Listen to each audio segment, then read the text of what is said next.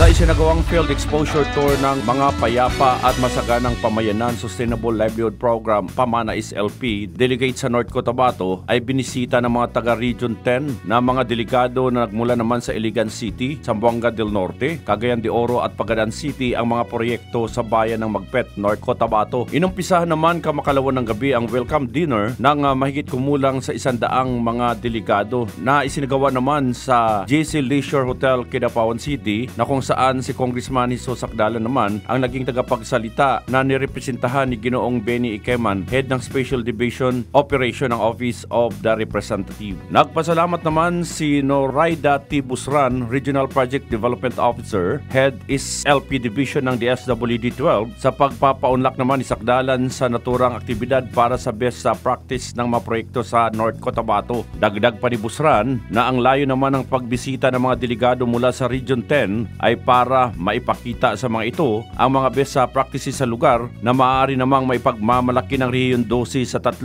project sites sa bayan ng Magpet.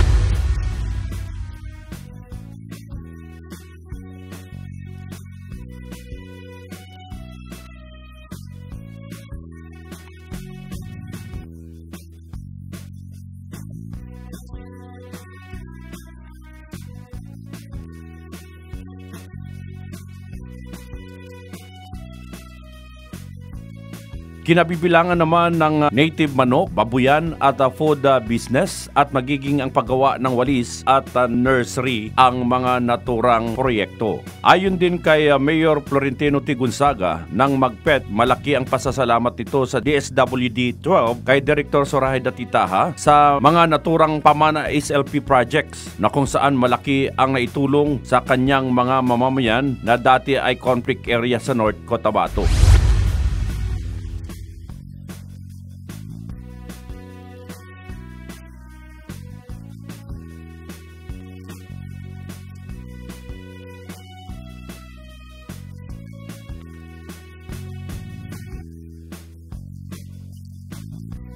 Nagpaunlak din si Mayor Gonzaga ng pananghalian sa lahat ng mga delegado sa bagong bukas na resort na ipinagmamalaki ng bayan ng Magpet.